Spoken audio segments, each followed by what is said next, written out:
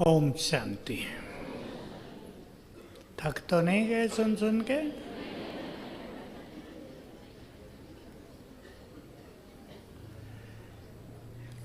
मेरे साथ साथ सभी एक बहुत सुंदर संकल्प अपने अंदर भरेंगे। मुझे अपने अंदर संपूर्ण ईश्वरीय शक्तियां भरनी हैं। सभी संकल्प करें। स्वयं भगवान भाग्य बांटने आया है।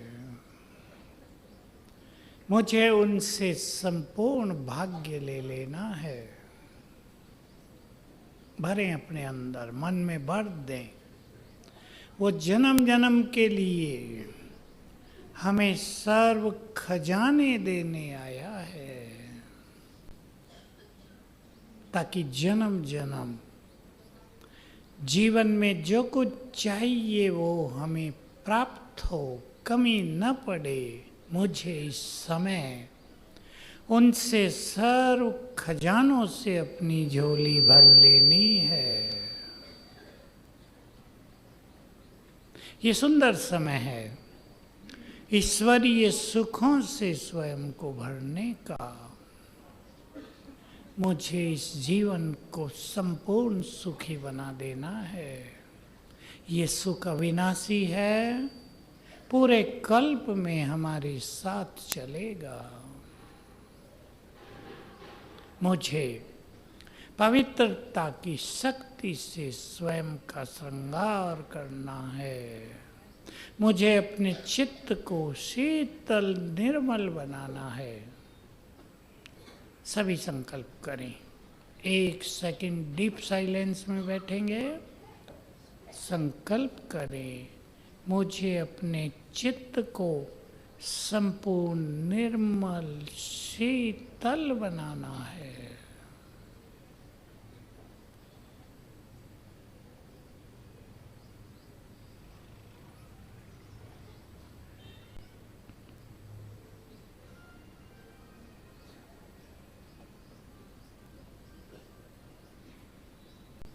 ये चिंतन, जिसको स्वचिंतन कहते हैं, हमारे जीवन के सुंदर लक्ष्य हैं। लक्ष्य है ना ये? मुझे ऐसा बनना है। भविष्य का लक्ष्य अलग, वर्तमान का लक्ष्य ही भविष्य के लक्ष्य को तय करेगा ना। तो सभी सुंदर संकल्प करें। जो आखिरी बात मैंने बोली, मुझे अपने चित्त को शीतल निर्मल बनाना है। निर्मल शब्द बहुत निर्मल है। इसके गुह्य अर्थ हैं। किसी के लिए मन में कोई मैल न रहे। अपने अंदर भी विकारों का, पाप कर्मों का, बुरी भावनाओं का कुछ भी मैल न रहे। सब चिंतन करें। मैंने अपने चित्त में दूसरों के लिए बुरी भावनाएं तो नहीं रख ली हैं। चिंतन का विषय है। कलयुग के अंत में मनुष्य ने अपनी भावनाओं को बहुत बिगाड़ा है। कई लोग तो ऐसे भी मिलते हैं, बड़े दुखी, बड़े चिड़चिड़े, बड़े उदास। मैं पूछता हूँ क्या हुआ? दुनिया में सभी खराब हैं। मैं कहता हूँ ऐसा तो नहीं है। सभी खराब हों तो दुनिया दुनिया ही न रहे। सब तो खराब नहीं है।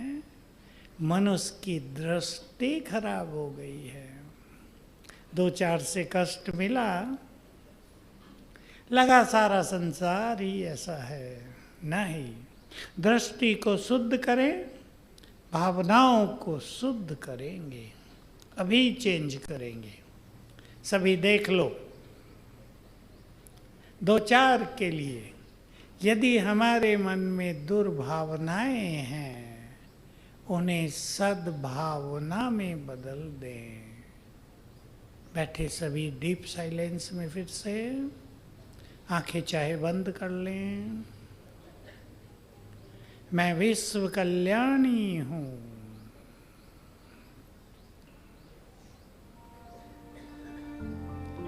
मुझे सबका कल्याण करना, जो बुरे हैं उनका भी कल्याण करना है,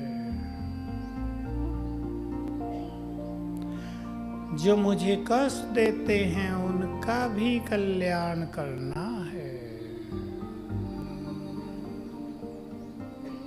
सद्भावनाओं से भर दे चित्त को। मैं भगवान की संतान, ये सारा विश्व मेरा कुटुंब है, परिवार है। मुझे सबको प्यार और सद्भावनाएं बांटनी है।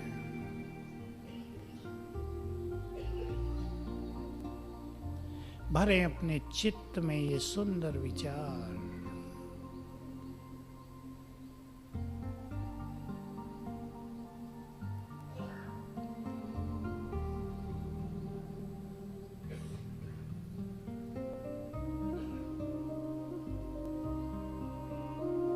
ये भावनाएं बदलने से हमारा अपना चित्त बहुत निर्मल होता है, उसकी अग्नि शांत होती है। जैसे क्रोध की अग्नि है, वैसे बुरी भावनाएं भी अग्नि का काम करके हमारी अंदर की शांति को जलाकर नष्ट करती हैं। सभी इसका थोड़ा दिन चिंतन करेंगे, ध्यान देंगे, तो भावनाएं श्रेष्ठ होती जाएंगी। भावनाओं को बदलना ज़्यादा कठिन नहीं होता, कहीं कहीं कठिन भी होता है। किसी ने आपको बहुत सताया हो, मन उछलता रहता है, इसको खत्म करके ही छोड़ेंगे, इसे हम देखना ही नहीं चाहते। वो कहीं हंसता भी होगा तो दिल जलने लगेगा, ये हंसता है, अच्छा। मैं विश्व कल्याणकारी हूँ। बढ़ाएं अपने अंदर ये भावना। कौन हूँ मैं? बढ़ाएंगे इस फीलिंग को। भगवान के बच्चे हैं हम वही हैं जिनकी मंदिरों में पूजा हो रही है या नहीं? हम वही तो हैं। हमारी जड़ मूर्तियों से भी अच्छी भावनाएं मिल रही हैं भक्तों को।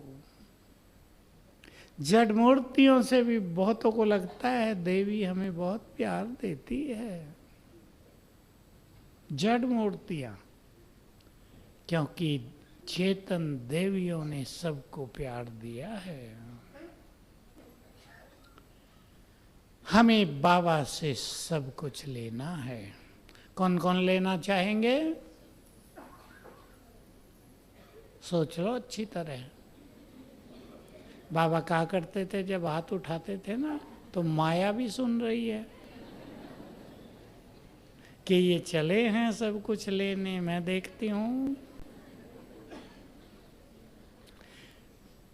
बाधाएं जीवन में आती हैं और माया कुछ और नहीं, क्या है? स्वयं की कमजोरी, मन की कमजोरी कह दें। हमें अपने मन को उमंग उत्साह में रखना है। रोज उमंग उत्साह भर लेना। मुझे बाबा से सब कुछ पाना है। डायरी पेन जिनके पास है वो निकाल लो जरा। भाई तो रखते नहीं हैं? तुम तो छोटे बच्चे हो ना, बड़ों को भी हम स्टूडेंट बनाना चाहते हैं। निकालो जिन जिन के पास हैं, हाथ उठाना जिन भाइयों के पास हैं। अच्छा हैं, भाई भी हैं। बहनों में जिनके पास हैं, वाह, देखो स्टूडेंट कौन अच्छे हैं भाई, बताओ। इसलिए भगवान बहनों पे माताओं पे ज़्यादा राजी रहता है। बूढ़ी माता भी डायरी पेन लेके चलती है, भाई भी ताली बजा रहे आपकी महिमा में। इसलिए मैंने कहा कुछ चीज़ लिखेंगे तो याद रहेगी, नहीं तो भूल जाता है ना। चलो जिनके पास नहीं है वो बुद्धि में कुछ चीज़ें पक्की कर लेना आज से। यही संकल्प रोज सवेरे करेंगे, क्योंकि बाबा के महावाक्य हैं, मैं तुम्हें अपना सब कुछ देकर खाली होकर वतन में जाकर विश्राम करता हूँ। सोचो, सोचने की बात है। मैं जब ये बात सुनी, ये रोज नहीं आती मुरली में, ये एक ही बार आई है बस अब तक। वो भी रिपीट होती होगी, कोई सुनते हैं कोई नहीं सुनते। मैं तुम्हें अपना सब कुछ देकर खाली होकर वतन में जाकर विश्राम करता हूँ। तो कौन कौन खाली करेंगे उसे बताओ। धीरे उठा रहे कि खाली कैसे करेंगे। अब भगवान कोई मोटी चीज़ तो है नहीं, उसके खजाने भी मोटी नहीं है कि भर लो। किसमें खाली करते हैं हम भगवान के खजानों को? किसमें खाली करेंगे बोलो। माताएं तो बोल रही, भाइयों से आवाज नहीं आई। क्या पात्र है हमारे पास, कौन सा कंटेनर है? बुद्धि। और वो भरेंगे जो अपनी बुद्धि को दिव्य बुद्धि बनाएंगे। बुद्धि के बहुत सारे भेद होते हैं। किसी की बुद्धि दूरंदेशी बुद्धि, किसी की बुद्धि सूक्ष्म बुद्धि, किसी की बुद्धि तीक्ष्ण बुद्धि, किसी की बुद्धि पवित्र बुद्धि, शार्प इंटेलेक्ट, तो किसी की मोटी बुद्धि, डल बुद्धि। बाबा के बच्चों को संसार में चाहे कम बुद्धि हो, लेकिन बाबा ने दी है ईश्वरीय बुद्धि, दिव्य बुद्धि। इसलिए कोई ये ना सोचे कि मेरे पास तो कम बुद्धि है।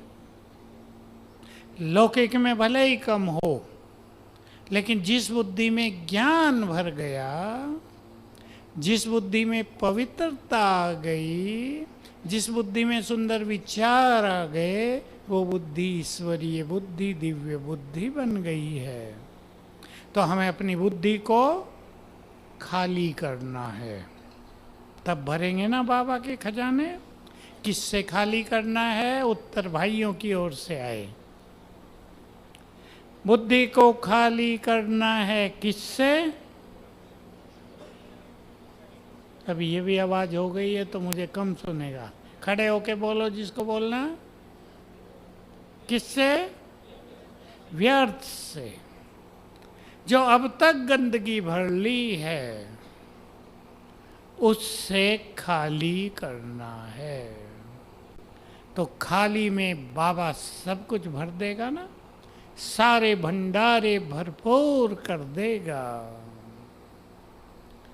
तो एक चीज पर पहले आपका ध्यान खिंचाऊं, सुंदर चिंतन से बुद्धि को भरपूर करें। और सुंदर चिंतन मिलता है स्वमान से। सुंदर चिंतन होगा तो बेकार की चीजें जो भरी हुई हैं वो आपे ही बाहर चली जाएंगी। हमें कुछ ज़्यादा करना नहीं है, ज्ञान का चिंतन दुखों को आप ही काटता जाएगा।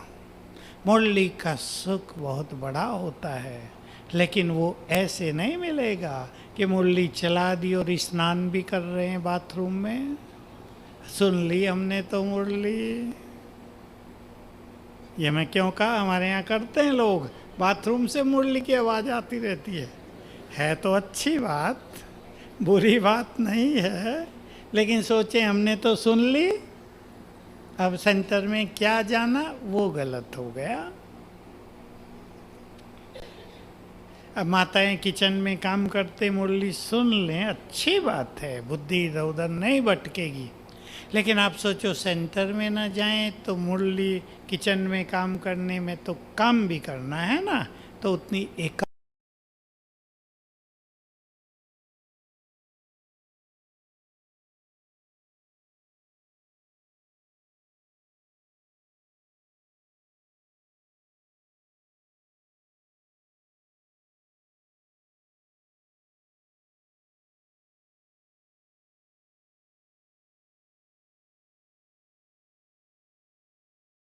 विजुअलाइज करो, पिक्चर बनाओ। बाबा ने कहा बच्चे याद करो तुम परम धाम में थे, क्षण भर के लिए परम धाम में जाकर बैठ जाओ। याद करो तुम सतयुग में निर्विकारी देवी देवता थे, मुरलियों में आता है ना ये सब। तुम सतयुग में निर्विकारी देवी देवता थे, सामने ले आओ स्वरूप, ऐसे थे हम। तो मुरली सुखदायिनी बन जाएगी, मुरली जीवनदायिनी बन जाएगी, मुरली हमें आनंद से भरपूर करेगी, मन नाचने लगेगा। जब आप घर वापस जाएं मुरली सुनकर, तो देखो क्या होता है, मनुष्य की एक नेचुरल आदत है, सेंटर से निकले अब घर जाना है तो घर के काम याद आने लगेंगे। नेचुरल चीज़ है, किसी का दोष नहीं है। आपको करना है घर जाने तक मुरली को रिपीट, मुरली की बातें याद करते रहो। ये बहुत सुंदर समय होता है। एक समय था यज्ञ में बाबा ने नियम बनाया था और मैंने उस नियम को बहुत साल तक अपनाया। मुरली सुनते ही एकांत में चले जाओ, उसका चिंतन करो। सालों साल में मुरली सुनते ही पहाड़ियों में जाता था। योग भी और मुरली की स्मृति भी, तो वो समय वरदान बन गया जीवन के लिए। उन दिनों मुरली 7:30 पूरी हो जाती थी, 7:30 से 8:30 मैं बाहर रहता था। बहुत आनंद प्राप्त करने का समय है। जिनको बहुत कुछ प्राप्त करना है संगम युग पर, वो अपने को समय दें। समझते हैं ना ये बात? संसार में लोग अपने को समय नहीं देते, जो समय बचता है वो मोबाइल को देते हैं। थोड़ा बचेंगे। मोबाइल देखना अच्छी चीज़ है, मोबाइल पे मुरली भी आ जाती है, क्लासेज भी आ जाती हैं, लेकिन सारा दिन देखते रहना कुछ ना कुछ इधर उधर का, उससे मन विचलित होता है।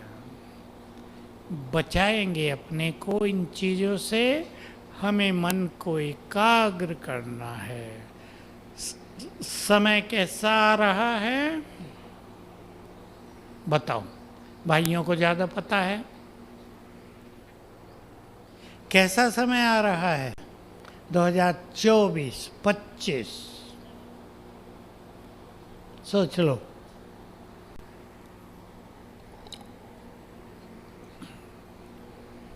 मुझे ऐसा लग रहा है 2024 महाविनाश के कई सीन लेकर आ रहा है।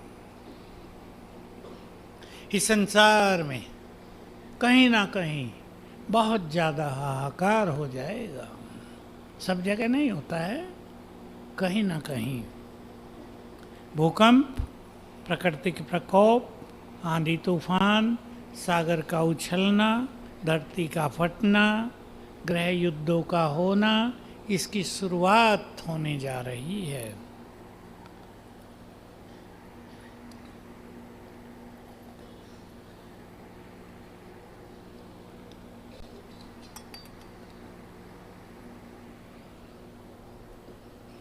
तो हम सभी क्या करेंगे? वो तो होना है। ये धरती खाली हो जाएगी, देवताओं का यहाँ आगमन होगा। कौन है वो देवता? कौन है वो देवता? इधर भी बैठे, हाथ उठाना सभी देवता। हमारे लिए ये धरती खाली हो जाएगी। देवताओं के कदम तमो प्रधान धरती पे नहीं पड़ते। बाबा के तो और गुह्य महावाक्य हैं। देवताओं को इन आंखों से नहीं देखा जा सकता। इन आंखों से माना है तमो प्रधान शरीर। कई लोग कह देते हैं ना श्री कृष्ण ने जन्म ले लिया है, पता नहीं चल रहा, गुप्त है। ऐसा नहीं। आज की मुरली में क्या था? आज या कल था, श्री कृष्ण जब जन्म लेगा तो क्या हो जाएगा? था, आज ही था ना शायद। जैसे बिजली चमक गई हो, शास्त्रों में भी दिखाया है, फूलों की बरसात हो गई। जेल में थोड़ा ही होगा श्री कृष्ण का जन्म, जेल में तो दूसरे लोगों का जन्म होता है। उसका जन्म सोने के महलों में होगा। बाबा ने, अव्यक्त बाबा ने कहा, श्री कृष्ण की आत्मा जब परमधाम से नीचे आएगी, संसार की सबसे महान आत्मा है ना, नेक्स्ट टू गॉड, तो ऐसा होगा जैसे आकाश में भी रोशनी हो गई है बहुत ज़्यादा। और इस संसार में जो रहने वाले लोग होंगे थोड़े, उन्हें दिखाई देगा प्रकाश ही प्रकाश फैल गया है, फर्स्ट प्रिंस ने जन्म ले लिया है। तो श्री कृष्ण के आने का समय अभी नहीं आया है। क्यों नहीं आया है? ब्रह्मा की आत्मा ही श्री कृष्ण बन के आएगी ना। ब्रह्मा को पहले परमधाम में जाना है, अभी परमधाम के गेट खुले नहीं हैं। इसलिए कोई इस भ्रम में न रहे कि श्री कृष्ण का जन्म हो गया है। नहीं, आने वाला समय खराब भी होगा और बहुत सुंदर भी होगा। सुंदर क्यों होगा? बहनें बताएंगी।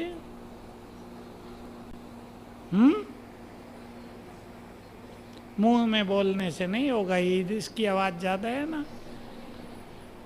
खड़े होके बोलो, कौन उत्तर दे रही?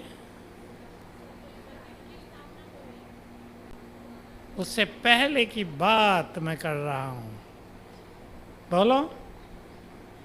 एक और भी तो सुंदर सीन बचा हुआ है, जय जयकार का।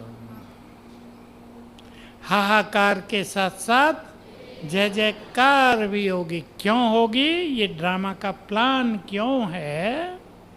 क्योंकि जो इस संसार में दुख, शांति, रोना, चिल्लाना, पीड़ा और परेशानियां होंगी,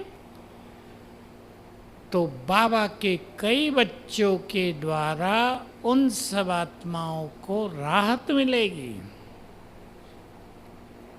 किसी से इस देवी के दर्शन होंगे, तो मान लो किसी के सब मर गए और वो एक बचा है, और उसको सामने दिखाई दे मेरी इस देवी खड़ी है। इधर की भी कोई इस देवी होगी ना, अलग दिखाई देने लगे मेरी इस देवी खड़ी है, तो दुख भूल जाएगा ना। कहा इस देवी के दर्शन हो गए। ये खेल बहुत चलने वाला है। तो सभी विचार कर लें, मुझे विनाश के काल में कौन सा सुंदर पार्ट बजाना है? रोने का या बोलो, या रोते हुओं को हंसाने का, अशांत होने का, या सबको शांति देने का? सोच लो सभी। साक्षात्कार करने का, या सोचा ही नहीं होगा आपने आगे क्या, या कराने का। कुछ आत्माएं साक्षात्कार कराने वाली भी तो होंगी, करने वाले तो हजारों हजारों होंगे। वो बाबा के बच्चे जो बहुत पवित्र हो जाए, योग बहुत अच्छा होगा, वो साक्षात्कार बहुत करेंगे। लेकिन जो संपूर्ण पावन बन जाएंगे, जो बाप समान बन जाएंगे, वो साक्षात्कार कराने वाले हो जाएंगे। अब हम सभी यहाँ बैठकर पुरुषार्थ की सुंदर प्लानिंग करेंगे। करेंगे? कौन कौन तैयार हैं कुछ करने के लिए? कुछ करना है, ऐसे ही तो नहीं मिलेगा ना, कुछ करना है। पहला संकल्प करेंगे, मुझे रोज सवेरे उठकर बाबा से वरदान लेना है। मुझे सुंदर संकल्पों से अपने मन को भरना है। मुझे रोज सवेरे उठकर प्रभु मिलन का सुख लेना है। बोलो कौन कौन तैयार हैं? पक्का? हाथ मेरे आगे नहीं उठा रहे, मैं थोड़ा ही देखने आऊंगा सवेरे आपको। किसके आगे? बाबा के आगे। हमारे मन में एक दृढ़ संकल्प हो तो कुछ भी करने में कठिनाई नहीं होती। कईयों को ऐसा भी होता है कि रात को देर से सोते हैं, किसी के बिजनेस ऐसे होते हैं 12 बजे घर पहुंचते हैं, फिर तो 4 बजे उठना मुश्किल होगा। दिनचर्या को फिर से मैनेज करो। बहुत लेट भी हो जाए तो 11 तक सो जाना चाहिए। माताएं सो सकती हैं 10:30 11? हाथ उठाओ जो सो जाएंगे। जो नहीं सो सकते कारणवश वो हाथ उठाएं। होंगे तो जरूर, होंगे तो जरूर, लज्जा से न उठा रहे हैं वो अलग बात है। होंगे तो जरूर। मैं इसमें थोड़ा सा कंसेशन दिया करता हूँ कि 4 बजे उठ के प्रभु मिलन कर लो, फिर थोड़ा आराम कर लो। भाइयों को भी ऑफिस जाना है, सोने में 11 बज गए, थकान होती है, समझ में आता है, लेकिन थोड़ा रेस्ट कर लो, लेकिन उठो जरूर। 4 से 5, पौने 5 प्रभु मिलन का सुख जरूर लेंगे। मन बना लो, इस समय दोबारा नहीं आएगा। बाबा कहा करते थे, सतयुग में दिल भर के सोना, कोई देवता नहीं आएगा तुम्हें उठाने के लिए कि उठो उठो सवेरा हो गया। वहाँ तो आप ही 5 बजे तक उठ जाएंगे, 5 से पहले उठ जाएंगे। क्यों? शरीर स्वस्थ है, प्रकृति सतो प्रधान है, अन्न जल सब सात्विक है, शरीर में सुस्ती होती ही नहीं, और देवता ज़्यादा भी नहीं खाएंगे, देवता देर से भी नहीं खाएंगे। समस्या उनके साथ ज़्यादा है जो देर से खाते हैं, थोड़ा ज़्यादा खाते हैं, तला हुआ माल ज़्यादा खाते हैं। देवताओं को तलने वाला माल मिलेगा नहीं। वहाँ बहनें समोसे बनाना नहीं जानती।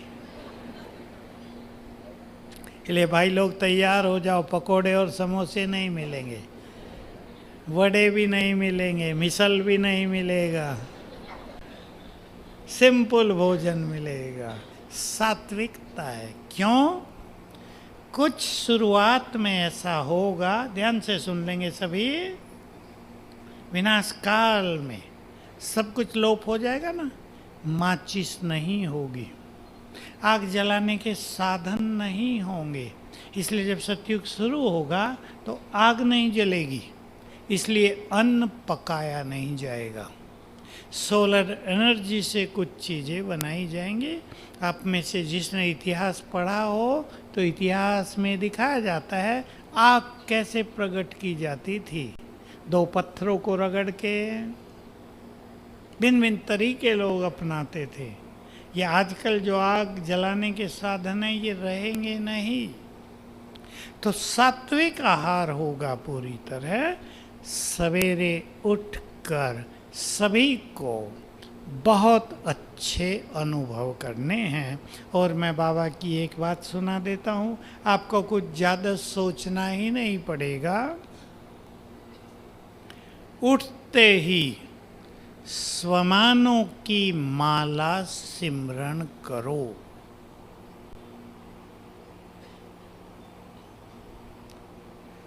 सवेरे का योग बहुत सुंदर हो जाएगा।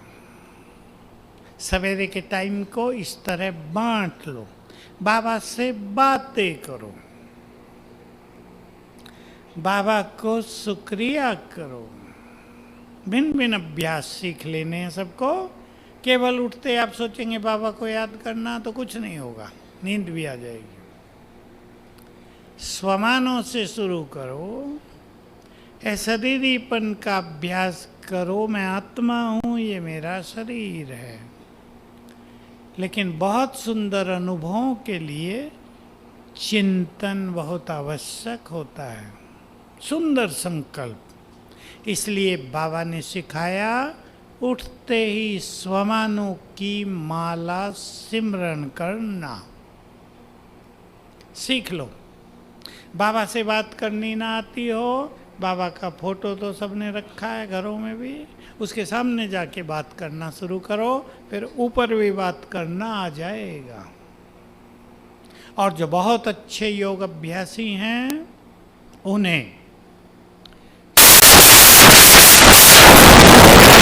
परम धाम में जाकर अच्छे अच्छे अभ्यास करने हैं। जो बहुत अच्छा योग करते हैं ग्लोब पर बैठकर संसार को सकाश भी देनी है। ये हायर क्वालिटी के अभ्यास है, ऊंचे अभ्यास है। सिंपल भी कर सकते हैं। सामने ग्लोब का चित्र बना लो, विश्व का गोला, और मैं शिव शक्ति हूँ इस स्वमान में स्थित होकर मस्तक से शक्तियों की किरणें ग्लोब में समा रही हैं। भाई भी ऐसे ही करेंगे। तो अलग अलग अभ्यास, बाबा को शुक्रिया करने से मन प्रेम से भर जाएगा। पहला अभ्यास। दूसरा, आज एक सुंदर संकल्प अपने मन में कर लें। मुझे अपने मुख के द्वारा किसी को दुख नहीं देना है। मुझे अपने व्यवहार से किसी को दुख नहीं देना है। संसार में भी व्यवहार बहुत बड़ी चीज होती है। कोई कितना भी पढ़ा लिखा व्यक्ति हो, बड़े पद पर हो, लेकिन अगर उसका व्यवहार अच्छा नहीं है तो कोई उसे पसंद नहीं करता। मेरे पास भिन्न भिन्न तरह के लोग आते हैं। एक पुलिस का बहुत बड़ा ऑफिसर आया पीछे, का एक समस्या हो गई है। क्या? मुझे ऊपर से, उनके ऊपर बड़े लोग होते हैं, सेक्रेटरी, मिनिस्टर, आदेश आ गया है कि नौकरी से रिजाइन कर दो, नहीं तो हम निकाल देंगे। कहा टेंशन हो गई है बहुत। पुलिस का बड़ा अधिकारी, एसपी से भी ऊपर। मैंने उसको शांत किया। मैंने पूछा क्या बात है? क्या बात होगी? व्यवहार। बेचारे ने खुद ही बता दिया कि कई ऑफिसर्स मेरे से नाराज हैं, वो शिकायत करते हैं ऊपर। क्रोध, अभिमान हमारे व्यवहार को बिगाड़ देता है। बिगाड़ता है या नहीं? सब श्रेष्ठ व्यवहारी बनेंगे, सब, भाई भी और बहनें भी, चाहे आप ऑफिस में हैं, परिवार में, अपने बिजनेस धंधे में, आपका श्रेष्ठ व्यवहार ही आपकी सुंदरता है। कल भी एक माँ अपने लड़के को लाई, लंबा चौड़ा बड़ा, कहा मुझे गुस्सा बहुत आता है।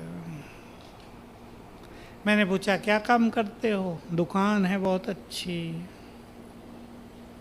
मैंने कहा दुकान में 4 ग्राहकों से गुस्सा कर लोगे, दुकान बंद हो जाएगी 6 मास में तुम्हारी।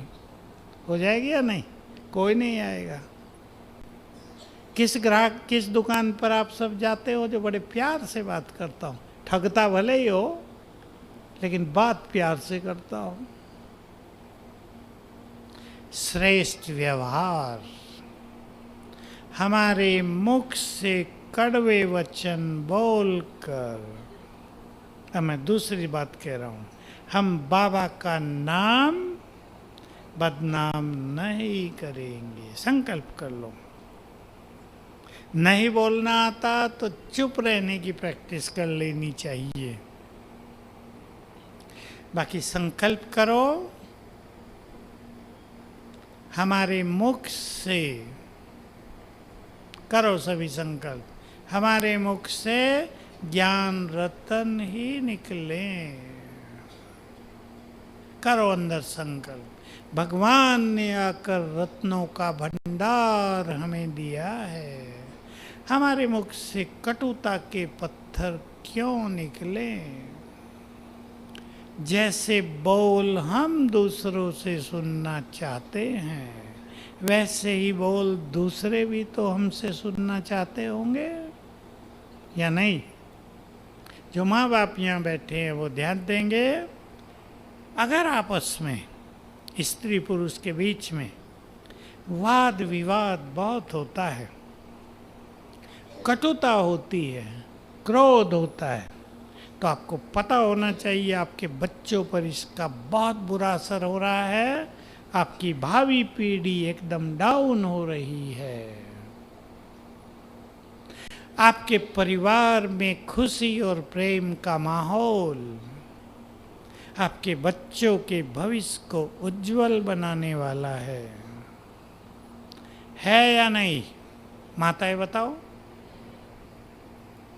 जिस परिवार में प्रेशर रहता हो, दबाव, वहाँ बच्चों की उन्नति नहीं होगी, बीमारी बहुत फैलेंगी। इसलिए अपने अपने घरों के माहौल को हल्का करो। बोलो कौन करेंगे, बहनें या भाई या दोनों? अपने अपने घरों में खुशी और प्रेम का माहौल बना दो, झगड़ों का नहीं, परेशानियों का नहीं, उदासी का नहीं। कोई बात हो भी जाए, खत्म करो उसे।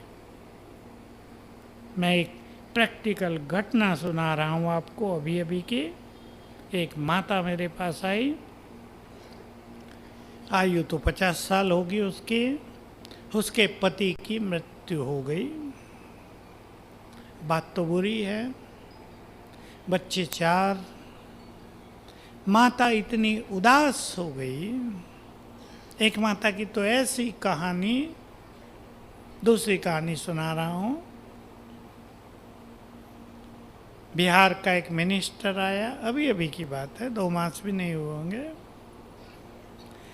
अपने भाई और भाभी को भी साथ लाया। उसके भाई का जवान लड़का मृत्यु को प्राप्त हो गया। बात तो बड़ी थी उनके लिए। एमडी किया था उसने, अच्छा डॉक्टर बन गया था, और अचानक उसकी हार्ट अटैक से मृत्यु हो गई। वो माँ 8 मास से लगातार रो रही है। वो मिनिस्टर उनको भी लेकर आया, मेरे को मिलने आए, उनको शांत किया कि तुम्हारे रोने से क्या क्या हो रहा है। जो आत्मा गई है वो भी रो रही है, गर्भ में भी रो रही है। अभी तो 8-10 मास हो गए, बच्चा बन गई है, रो रही है।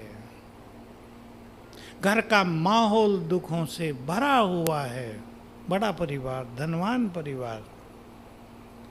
क्या बच्चा वापिस आएगा? अभी उनको ज्ञान नहीं था, हमने उनको सिखाया कि तुम्हें कैसे उसको शांति के वाइब्रेशंस देने हैं, तुम्हारा मन भी शांत होगा, उनका भी। शांत हुए वो, रोने की प्रतिज्ञा की। इस माता की बताऊं जो ज्ञानी, जिसके पति ने शरीर छोड़ा, घर में संपूर्ण उदासी का माहौल। मैंने पूछा, बच्चे सब उदास बैठे रहते हैं? मैंने इसको समझाया। फिर तुम ज्ञानी हो, 5-7 साल से ज्ञान में हो। अब जो घटना हो गई है मृत्यु के बारे में, तो बाबा के बच्चों को बहुत मजबूत होना चाहिए। मृत्यु क्या है? एक देह छूटा, आत्मा दूसरा देह लेगी। मेरे पास कितनी बहुत स्ट्रांग माताएं आती हैं। पति ने शरीर छोड़ा, एक माता को तो देखकर हम भी आश्चर्यचकित थे। माता के पति ने शरीर छोड़ा, जवान लड़के ने शरीर छोड़ा 2 मास के अंतर से ही, तो भी माता की स्थिति स्थिर। मैंने पूछा, कैसे रखी है स्थिति अच्छी? कहा, बस एक ही संकल्प है, इन दोनों आत्माओं का मेरे साथ इतना ही पाठ था। संकल्प ही तो हैं। अपने संकल्पों को पावरफुल बनाओ, थोड़े हल्के करो अपने को। अब सबको जाना है, कहाँ तक रोएंगे? बाबा ने तो कह दिया, रोने वाले भी नहीं बचेंगे, आंखों के आंसू ही सूख जाएंगे, किस किस को रोएंगे। हम जब छोटे थे तो सुनते थे चेचक बहुत फैलती थी। चेचक समझते ना, स्मॉल पॉक्स, चेचक का गांव के गांव साफ हो जाते थे। एक को जला कर आ रहे, दूसरा तैयार है, उसको जला रहे। 50 लोग गांव से मर गए, लोगों ने रोना भी छोड़ दिया था।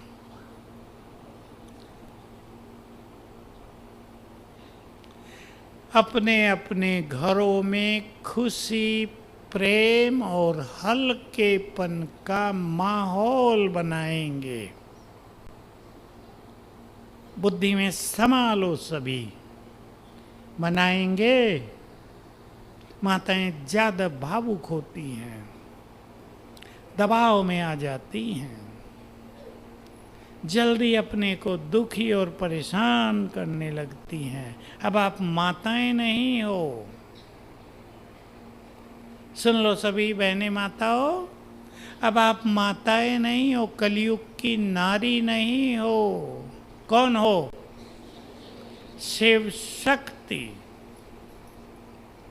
इष्ट देव देवियां। अपने स्वमान को जगाओ। जो थोड़े उदास बैठी हैं माताएं, जगाओ जरा।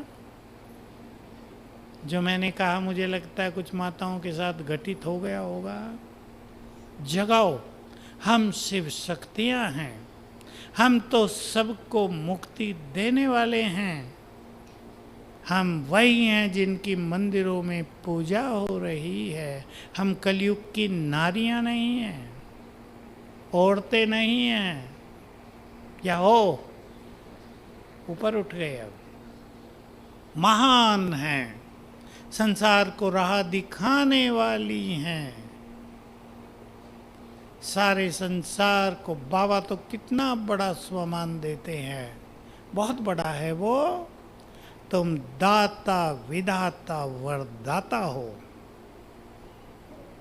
तीनों ही टाइटल या तो ब्रह्मा के हैं, या देवियों के हैं, या भगवान के हैं। जो टाइटल भगवान के हैं वो उसके बच्चों को भी आ गए हैं। दाता, विधाता, विधाता तो भगवान को ही कहते हैं, वरदाता हो। तो अपने लेवल को जरा ऊपर उठाओ, क्योंकि संसार में जो कुछ अब देखना पड़ेगा वो देखा नहीं जा सकेगा। उसको देखना ही बहुत कठिन होगा। देखने वाले ही बेहोश हो जाएंगे, देखने वाले ही ऊपर जाने लगेंगे। इसलिए मैं शिव शक्ति हूँ। मुझे जाने वालों को वाइब्रेशंस देकर इस संसार से विदाई देनी है। पक्का कर दो जीवन में। रोने वाले नहीं, वाइब्रेशंस देकर सबको मुक्ति का वरदान देने वाले हैं। जो ऐसा करेंगे वो संभालो, आज लिख लो। तो अपने अपने घरों को मैं सभी को आजकल संकल्प दे रहा हूँ, तीर्थ बनाना है। तीर्थ, मंदिर से भी सुंदर शब्द है तीर्थ। मंदिर तो बहुत हैं, तीर्थ कम होते हैं। कोई कोई मंदिर भी तीर्थ बना हुआ है आजकल, उसको तीर्थ ही कहते हैं। क्या करेंगे? अब एक जैसे मैंने अमृत वेले का प्रैक्टिकल प्लान बताया आपको, वैसे ही अपने घर में 5 बार बाप दादा का आह्वान बुलाएंगे बाबा को। और कुछ ही दिन बुलाने से आपको अनुभव होने लगेगा कि बाबा प्रैक्टिकल में आने लगे। और जिस घर में भगवान आने लगे वो घर महान तीर्थ। लेकिन प्रैक्टिस करनी है। कहीं भूल जाते हम तो। कौन भुलाता है? माया नहीं, माया नहीं। कौन भुलाता है? ज्यादा बातें करना, परिवारों की परेशानियां, बहुत ज़्यादा बिजी लाइफ, बहुत ज़्यादा मोबाइल, ये सब बुलाता है। लेकिन अपने घर, लेकिन ये सब भोजन खाना तो नहीं बुलाता।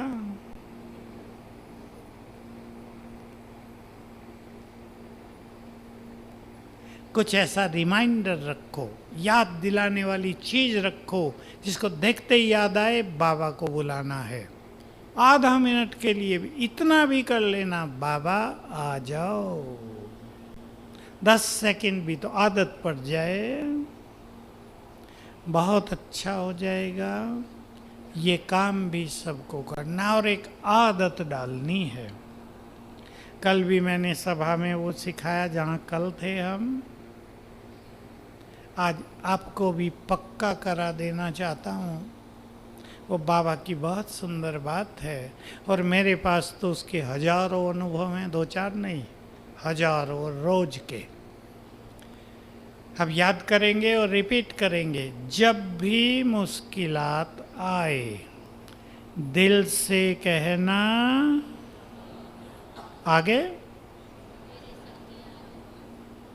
भाई बोलेंगे। अब जब भी मुश्किलात आए, आती है या नहीं भाइयों को मुश्किलात? आती है। तो अब दूसरी विधि अपनाएंगे। जब भी मुश्किलात आए तो दिल से कहना, अब मैं रिपीट कर देता हूँ, मेरे बाबा मेरे साथी आ जाओ, मदद करो अधिकार से। तो बहुत सुंदर शब्द हैं बाबा के, ये सब बहुत प्रिय आकर्षक है। तो बाप भी बंधा हुआ है मदद करने के लिए। फायदा उठाओ इस महावाक्य का, इस सुंदर अवसर का। भगवान बंधा हुआ है मदद करने के लिए, तो मदद तो लेनी चाहिए ना। अकेले क्यों युद्ध करना है? भगवान साथ दे रहा है, तो अपनी दिनचर्या को थोड़ा हल्का करें। टू मच बिजी होना ये संगम युग की सफलता नहीं होने देगा। थोड़ा हल्का करें। एक है कि बहुत बिजी लाइफ में भी मनुष्य सरल रहना सीख जाए, वो तो एक बहुत बड़ी चीज है। लेकिन बहुत बिजी अपने को कर देना वो अच्छी बात नहीं होती। हल्का करो। बाबा को बुलाएंगे, उसकी मदद लेंगे। वही जो पहली बात हमने कही थी, बाबा को बुलाओ, इसी से जुड़ गई ये दूसरी बात, बाबा को बुलाओ, मेरे बाबा मेरे साथी आ जाओ मदद करो। हर जगह मदद के अनुभव होंगे, और अगर ये आदत पड़ गई तो विनाश काल में बहुत मदद मिलेगी। धरती हिलने लगी, आप घर में बैठे हैं, धरती हिलने लगती है, आप भागदौड़ करेंगे, सीढ़ियों से नीचे उतरेंगे, सीढ़ी भी टूट जाएंगी, वहीं दब जाएंगे। इसलिए सिखाया जाता है जब धरती हिलने लगे लिफ्ट का प्रयोग नहीं करना, नहीं तो फंस जाएंगे बीच में ही। सीख लेना जिनको नहीं आता आज से, लिफ्ट का प्रयोग नहीं। लिफ्ट तो इधर तो कम होंगी, बड़ी बिल्डिंग नहीं है। धरती हिलने लगी, बाबा सिखाया करते थे शुरू में बहनों को, योग में बैठ जाओ, भागो ही नहीं। और अब योग को ऐसे बना देना, धरती हिलने लगी, बाबा आ जाओ, धरती शांत हो जाएगी, अनुभव होंगे, प्रकृति शांत हो जाएगी। तूफान चलने लगा भयानक, बाबा को बुलाओ, आप सेफ हो जाएंगे। आदत डाल लेना बाबा को बुलाने की, उसकी मदद लेने की, क्योंकि भूकंप बहुत होने वाले हैं। पीछे ऐसा भूकंप आया था दिल्ली के आसपास, जो मकानों में थे ना, उन्हें ऐसा लग रहा था मकान झूलने लगे, ऐसे दीवारें ऐसे चल रही हैं, पूरा का पूरा घर, भाग के कहाँ जाएंगे। बाबा को बुलाओ, शरीर छूटेगा तो बाबा की याद में छूटेगा। तो सभी इन चीज़ों का अभ्यास करना, अपने अपने घरों को तीर्थ बनाना, और अपने चित्त को निर्मल और शीतल करना पक्का कर दो। लास्ट लाइन बोल रहा हूँ, क्रोध का मेरे जीवन में कोई स्थान नहीं, क्रोध का मेरे मन मंदिर में कोई स्थान नहीं। बोलो भाई लोगों का क्या विचार है, संकल्प करो बस।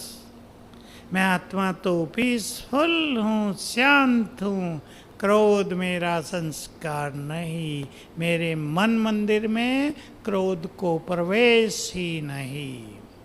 चित्त शीतल हो जाएगा, निर्मल हो जाएगा, आपके घर में सुख शांति और साथ में लक्ष्मी का भी वास हो जाएगा। ओम शांति।